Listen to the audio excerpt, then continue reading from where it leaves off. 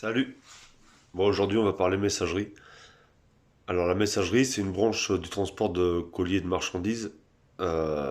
C'est une branche bien spécifique. C'est un regroupement de colis qui vient de j'ai envie de te dire, de tous les pays, qui vient se regrouper donc dans un dépôt bien précis, qui dispatche un secteur autour de lui. En gros, c'est ça. Ça centralise en fait. C'est pour ça que, enfin voilà, c'est pour ça qu'on peut se retrouver à faire beaucoup de clients sur un secteur plus ou moins vaste selon les régions, la concentration d'habitants, le relief de la route, etc. Faut tout prendre en compte parce qu'on pourra jamais livrer, par exemple, 100 clients sur un secteur de 500 km, c'est pas possible. Voilà, donc celui qui aura le plus de clients, en général, c'est celui qui aura des grosses villes ou des villages qui sont assez proches, qui font une population assez dense. Voilà, voilà. Donc la messagerie, c'est quoi? Donc, comme je disais, c'est un dépôt qui centralise les colis, etc., etc. Je vais vous expliquer un peu le déroulement de comment se passe une journée de messagerie dans les gros, pour dégrossir, hein, parce qu'après ça va être compliqué. C'est différent chez chaque transporteur. C'est voilà, c'est juste quelques exemples pour se donner une idée. Donc la messagerie, déjà on appelle ce qu'on appelle les chauffeurs de messagerie. Souvent on les appelle les messagers. Alors les messagers, ça peut être d'une enveloppe jusqu'à une palette d'une tonne. Donc là, le message, c'est plus le même à transporter. Tu vois, pour ramener chez le destinataire, c'est plus compliqué. Ça dépend, ça dépend. Donc, une journée de messagerie. Donc, en général, selon pareil, les sociétés chez qui on va charger la messagerie, on se met le camion à quai, bien sûr. Tac, on va chez le transporteur.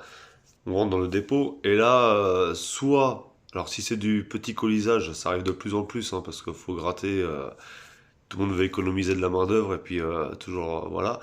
Avant, je vais pas te raconter comment c'était avant parce que ça existe encore pour certaines boîtes, mais ça est en train de disparaître dans les petits colis.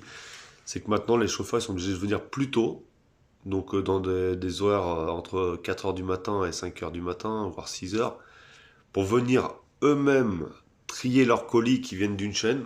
En fait, pour vous donner une idée, ce fameux dépôt qui concentre tous ces colis, ils reçoivent toutes les semi-remorques, tout ça roule la nuit pour ramener tous ces colis-là chez eux. Les colis sont déballés et mis sur des chaînes de tapis qui font circuler les colis. Et là, avant, tu avais du personnel qui venait trier les colis pour te les mettre sur ta travée pour pouvoir toi charger à ton tour après. Maintenant, ils ont supprimé ce poste-là. Maintenant, beaucoup profitent du truc de dire le chauffeur va se trier ses colis. Donc, tu arrives, admettons, on va dire à 5 heures du matin, tu auras ta chaîne, tu auras des colis qui passent devant toi, de la marchandise, et là, il faudra que tu sois vigilant sur les étiquettes. Ton secteur, pas ton secteur, soit tu as des codes, soit tu as ouais, t'as des codes de référence. Par exemple, tu peux très bien voir la tournée qui s'appelle la E10, j'en sais rien, moi, ou la B40, ou la AC, je sais pas. Ça dépend des transporteurs, comment ils fonctionnent. Donc, toi, ton but, ça va être de devoir passer la marchandise et choper tes colis. Tac. Donc, ça c'est à moi, ça c'est à moi. Ça c'est pas à toi, tu laisses passer. Ah, ça c'est à moi. Après, si tu rates, t'inquiète, il y en a un derrière qui dit, ah, machin, là, ton colis. Bref, toi t'envoies un, tu préviens, tiens, fais gaffe, t'as un colis qui arrive à toi. Enfin, bref. Ça fait partie de la communication quand on a le temps et qu'on peut et qu'on a une bonne équipe. Voilà. Donc, toi, tu récupères tous tes colis. Une fois que t'as fait ça, que ça y est, la chaîne, elle est finie, machin, truc. Donc ton camion il est hacké, comme on disait, tes colis ils sont là. Bah, en général, tu te les charges, c'est-à-dire que tu prends tes colis, tu les charges dans l'ordre que tu vas faire tes livraisons. Donc là, à partir de là, il faut déjà connaître le secteur. Si tu connais pas le secteur, tu prends une carte et là, c'est pendant quelques jours, c'est le bordel, le temps que tu saches, hein. Au début, j'avoue, c'est vachement pénible. Si on ne te fait pas voir un minimum, si t'es à l'abandon, là, va falloir que tu prennes une carte ou Google Maps et tu regardes les adresses où ça se situe, tu vois, et là, là, là, là, que tu t'organises, etc. Tes colis, on est bien d'accord, ton camion quand il est hacké, donc tu vois le cul de ton camion. Quand tes colis sont tous triés, en général, dans les petits colisages, ça va être les colis, ils vont être étalés sur le sol à la suite, en sachant que celui qui est plus près de ton camion, c'est celui que tu vas livrer en dernier. Parce que ce qu'on charge en premier, c'est ce qui est livré en dernier, c'est logique, parce que sinon vous n'avez pas accès à la marchandise. Vous êtes d'accord avec moi que si on pose tout de suite un carton là, je le mets au fond de mon camion.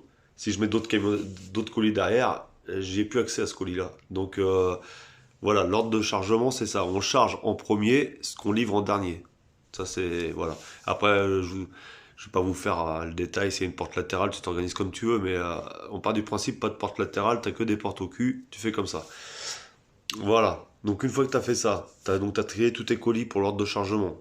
Tu vas charger ton camion. Donc tu as des entreprises maintenant, on a ce qu'on appelle un scan, un pistolet, ce que tu veux, hein, une scanette, chacun a son nom, quoi, hein. Tu vas flasher les codes barres des colis, dans l'ordre que tu vas livrer, jusqu'au bout comme ça. Donc si tu as 200 colis, ça va être 200 fois, machin, truc. Ça enregistre en fait cet appareil-là, il enregistre que tu as bipé les colis pour dire que tu vas les prendre. Tu les charges une fois que tu as. Enfin, ça dépend des sociétés, c'est toujours pareil. Il y en a, ils veulent que tu reviennes au bureau, ils valident ça, puis après tu reflashes pour charger. Il y en a. Bref, on va faire simple. Là, tu as scanné tes colis, tu charges tes colis. Une fois que ton camion il est chargé, tu vas au bureau, tu ramènes ton scan. Là, ils vident le scan, ils ont vu ton chargement, ils te sortent une feuille avec l'ordre que tu as mis. Puis bah après, voilà, hein, zou, tu fermes le camion, tu t'en vas avec ta feuille, et puis tu fais tous tes clients que tu as mis dans ton ordre, tu sais dans quel ordre tu as chargé, et voilà. Ça, c'est pour le petit colisage. En général, ça se passe comme ça, en épargnant les détails. Après, quand tu commences à faire de la messagerie un peu plus lourde, bon, souvent ça concerne plus facilement les poids lourds, mais tu peux le faire aussi en VL, hein, je l'ai eu fait en VL. Voilà, c'est un peu de tout, de la palette, du colis, du vrac. Alors ce que j'appelle du vrac, ça peut être une barrière, un rouleau de quelque chose, tu sais, un rouleau de moquette, ce que tu veux. Tout ce qui se transporte en fait. Voilà, c'est tout en vrac, tu te démerdes, les palettes.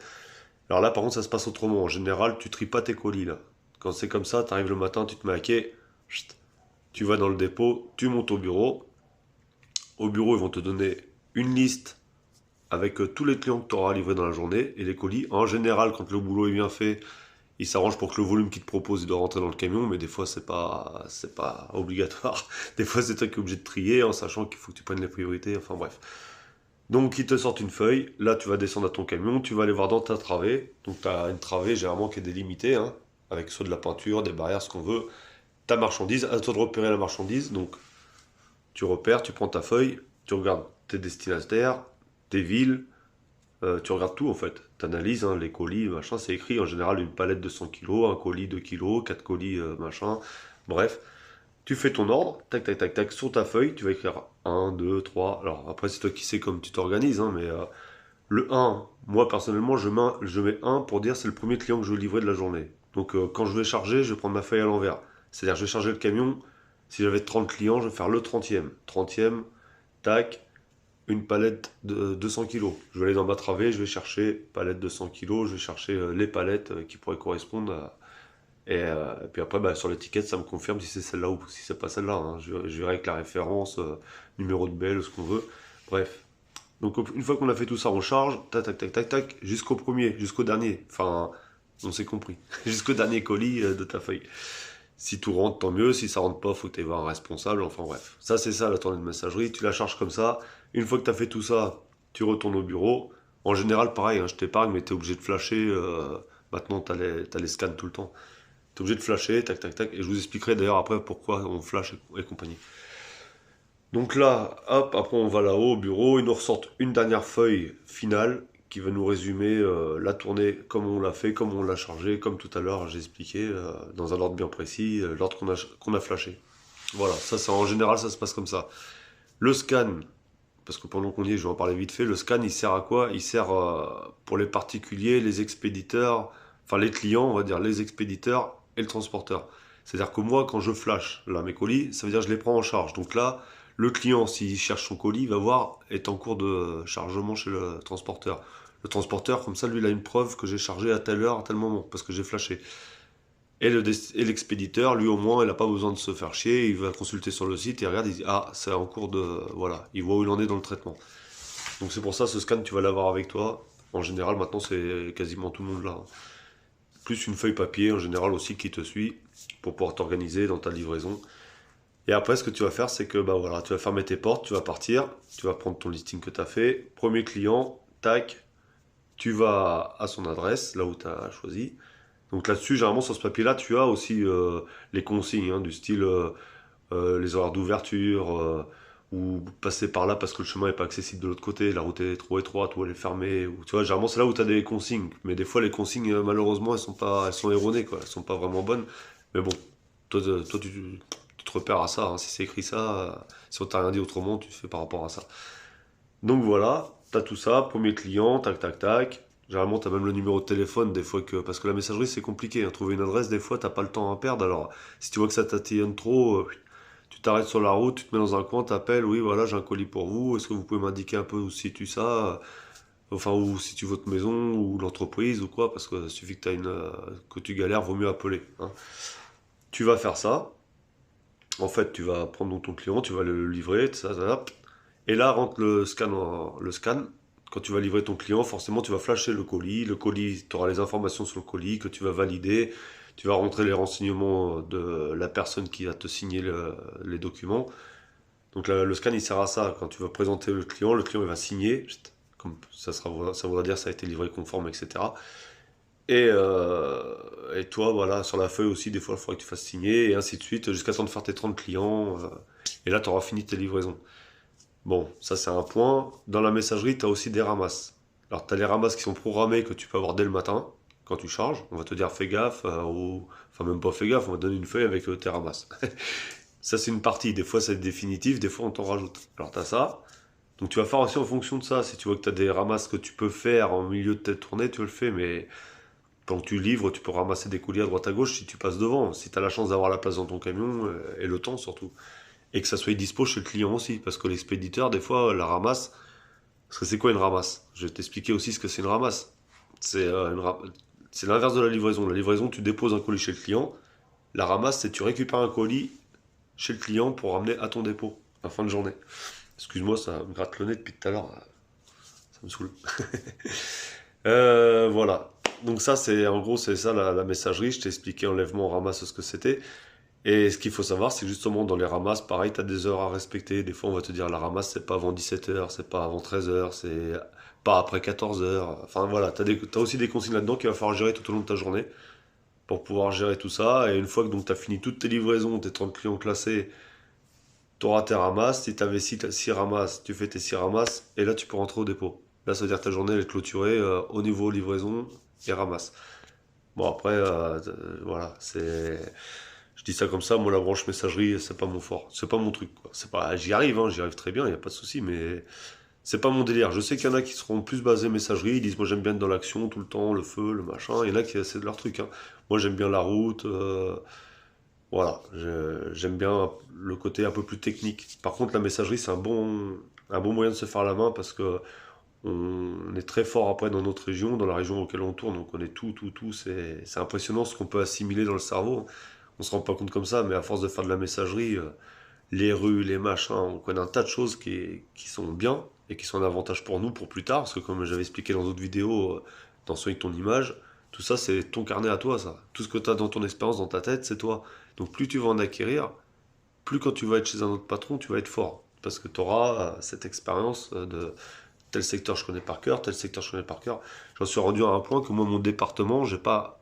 Toutes les villes de mon département, je les ai toutes faites, et je crois que j'ai fait toutes les rues et les routes qui mènent partout. C'est pour dire, bon après, c'est pas d'aujourd'hui que je fais ça, hein, mais c'est pour dire, voilà, on finit par acquérir une expérience, c'est impressionnant ce qu'on peut retenir sans le vouloir, hein. Et c'est le point fort de la messagerie, parce que quand tu as fait de la messagerie, généralement les patrons, ils apprécient, parce qu'ils se disent, alors lui, s'il a fait de la messagerie, il est capable de tout faire. C'est ce qu'on dit.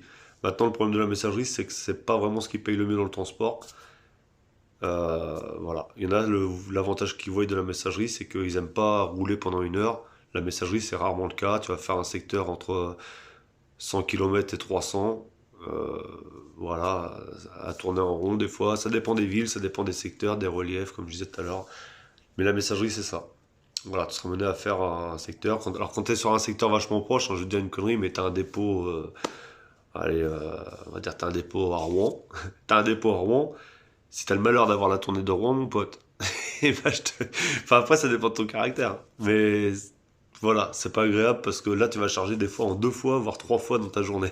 Parce qu'il y a tellement de clients et c'est tellement proche que tu vas charger 20 clients là, tu vas les livrer, tu vas revenir charger 20 clients, tu vas les relivrer, et tu vas recharger encore 20 clients, et tu vas les relivrer, et après tu vas faire les ramasses.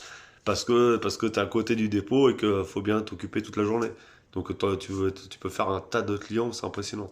Par contre, tu auras fait 80 km dans ta journée, quoi. Mais comme tu peux avoir un secteur vachement large avec de la montagne, avec tout ça, selon le relief de ta région. Et là, on pourra te donner maximum 20 clients parce que c'est pas possible de faire 300 bornes de montagne avec plus de clients, quoi. Voilà, voilà. Ou alors pareil, après tu as des plateformes logistiques, là j'entrerai pas dans ce détail-là, mais qui te font perdre 1 heure à chaque livraison, donc tu pourras pas en faire 50 non plus. Voilà, voilà. Donc pour la branche messagerie, en gros c'est ça, c'est tu cours, faut être organisé parce que les colis c'est là qu'il faut bien les ranger. Faut pas hésiter surtout si t'es mené à faire de la messagerie, si admettons ce qu'on appelle casser une tournée, c'est-à-dire que t'as classé dans un ordre, au bout d'un moment ça va plus, t'as perdu vachement de temps chez un client, t'as tout mélangé, le client d'après, voilà, tu peux plus le faire tout de suite parce que t'as l'autre encore plus loin qui ferme plus tôt, donc tu dis faut que j'aille faire lui d'abord. Faut pas hésiter des fois à appeler les clients déjà pour les prévenir, avec un peu de chance ils sont sympas et puis ils veulent bien attendre, faire des efforts. Ou sinon, bah faut pas s'arrêter, voilà, faut s'arrêter vite. Éventuellement, des fois réorganiser le camion, c'est pas plus mal. Ça t'aide à regagner du temps par la suite, parce que des fois on laisse comme c'est, et puis quand t'arrives chez le client, c'est un bordel monstre, faut vider le camion et tout. Ou alors t'en profites de ce moment-là, si tu connais le client et que tu sais qu'il y a de la place chez lui, que tu vas pas le faire chier, tu profites du moment où tu vas le livrer pour dire je range un peu le camion pour la suite. Mais si tu peux pas, bah tu te mets dans un coin et tu fais ça dans ton coin tranquille, hein. Pareil, en évitant la pression, quoi, parce que sinon on fait des conneries. Et voilà, la messagerie c'est ça. Quoi te dire de plus sur la messagerie? Pour te parler de la scanette, alors quand tu vas livrer, tu vas scanner, comme on disait, comme j'expliquais tout à l'heure. Et pourquoi tu scannes? Bah parce que comme ça, le transporteur il sait à l'heure que tu as livré, le client il pourra pas contester de dire oui, il devait me livrer à 11 heures, il allait me livrer à midi. Tu as la preuve du scan qui fait que tu as bien livré à 11 heures. Tu as l'expéditeur qui sait que son colis il est bien arrivé. Et puis bah, le client, lui, comme je disais tout à l'heure, ça permet de voir où est-ce qu'il est son colis, s'il est en cours de livraison, etc., etc. Voilà à quoi sert le scan. Et voilà, et après, bah, en général, on fait toujours signer un papier avec tout ça, et puis on remet toujours une preuve de livraison au client. Bon, quoi que je dis ça, mais c'est en général, hein. Maintenant, ça se fait, c'est différent avec l'informatique, des fois, ça arrive à changer.